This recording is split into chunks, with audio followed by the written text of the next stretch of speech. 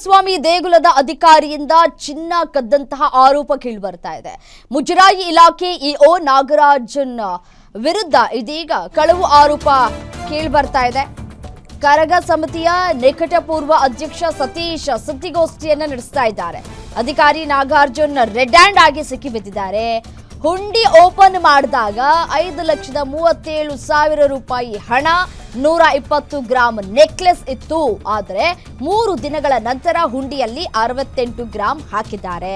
ಮುಜರಾಯಿ ಇಲಾಖೆಯಲ್ಲಿ ಭಾರೀ ಅವ್ಯವಹಾರ ನಡೆದಿದೆ. ಒಟ್ಟು 5 ಅಧಿಕಾರಿಗಳು ಇದರಲ್ಲಿ ಶಾಮೀಲಾಗಿದ್ದಾರೆ. ತಹಶೀಲ್ದಾರ್ ಅರವಿಂದ್ ಬಾಬು ಮತ್ತೆ ADC Jagadish, EO Nagaraju, AC Purushottam ಈ ಅವ್ಯವಹಾರದಲ್ಲಿ ಭಾಗಿಯಾಗಿದ್ದಾರೆ. ಕರಗ ಸಮಿತಿಯ ನಿಕಟಪೂರ್ವ ಅಧ್ಯಕ್ಷ ಸತೀಶ್ ಗಂಭೀರವಾಗಿ ಆರೋಪವನ್ನು ಮಾಡಿದ್ದಾರೆ ಸುದ್ದಿಗೋಷ್ಠಿಯಲ್ಲಿ.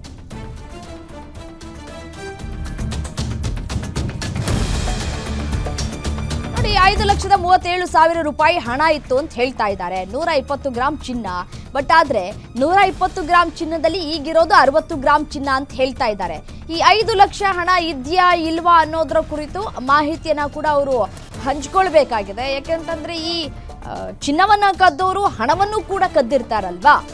ಹಣದಲ್ಲಿ ಏನಾದ್ರೂ ಡಿಫ್ರೆನ್ಶಿಯೇಷನ್ ಆಗಿದ್ಯಾ, ಏರುಪೇರಾಗಿದ್ಯಾ, ಹಣ ಎಣಿಕೆಯಲ್ಲಿ ಕಡಿಮೆ ಏನಾದ್ರೂ ಕಂಡು ಬಂದಿದ್ಯಾ ಅನ್ನೋದ್ರ ಬಗ್ಗೆ ಮಾಹಿತಿ ನೀಡಬೇಕಾಗಿದೆ. ಇದೇ ನೋಡಿ, ಚಿನ್ನದ ಸರ, ಹುಂಡಿಯಲ್ಲಿ ಇದ್ದಂತಹ ಚಿನ್ನದ ಸರ ಇದೆ.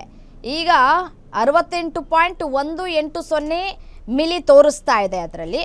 ಸೊ ಹಾಗಾಗಿ 120 ಗ್ರಾಮ್ನಿಂದ 60 ಗ್ರಾಮ್ ಏನಾಯಿತು ಅನ್ನುವಂತಹ ಪ್ರಶ್ನೆಯನ್ನು ಮಾಡ್ತಾ ಇದ್ದಾರೆ. ಮತ್ತು ಇದರ ಜೊತೆಗೆ ಅವರು ಈ ವೆಯ್ಟ್ ಮಾಡುವಂತಹ ಸಂದರ್ಭದಲ್ಲಿ ಯಾರನ್ನಾದರೂ ಕರ್ಕೊಂಡು ಹೋಗಬೇಕಾಗಿತ್ತು. ಆ ರೀತಿಯಾಗಿ ಮನೆಗೆ ತೆಗೆದುಕೊಂಡು ಹೋಗೋದಕ್ಕೆ ಬರಲ್ಲ. ಅದು ದೇವಸ್ಥಾನದ ಒಡವೆ ಆಗಿರೋದ್ರಿಂದ ಅದನ್ನು ದೇವಸ್ಥಾನದಲ್ಲೇ ಇರಿಸಬೇಕಾಗಿತ್ತು ಅವರು. ಈಗ ಸಬೂಬ್ ಏನು ಕೊಡ್ತಾ ಇದ್ದಾರೆ ಅದು ಸಮಂಜಸವಲ್ಲ. ಅವ್ರು ಕೊಡ್ತಾ ಇರುವಂತಹ ಒಂದು ಹೇಳಿಕೆ ಸರಿ ಇಲ್ಲ. ಅದನ್ನು ಅವರು ಸಮರ್ಥಿಸ್ಕೊಳ್ತಾ ಇದ್ದಾರೆ. ಬಾಗಿಲು ಮುಚ್ಚಿತ್ತು ದೇವಸ್ಥಾನದ್ದು. ಸೊ ಹಾಗಾಗಿ ನೆಕ್ಸ್ಟ್ ಡೇ ಸಂಡೇ ಆಗಿತ್ತು, ಸೋಮವಾರ ಕೊಡೋಣ ಅಂತ ಇದ್ದೆ ಅಂತ ಹೇಳಿ ಏನು ಅವರು ಕೊಡ್ತಾ ಇರುವಂತಹ ಸಬೂಬು ಹೇಳಿಕೆ ಅದು ಸಮಂಜಸವಲ್ಲ ಅನ್ನುವಂತಹ ರೀತಿಯಲ್ಲಿ ಮಾತನಾಡ್ತಾ ಇದ್ದಾರೆ ಸತೀಶ್ ಅವರು. ಏನೇ ಇದ್ರೂ ಕೂಡ ಅದು ದೇವಸ್ಥಾನದಲ್ಲೇ ಆಗಬೇಕಾಗಿತ್ತು.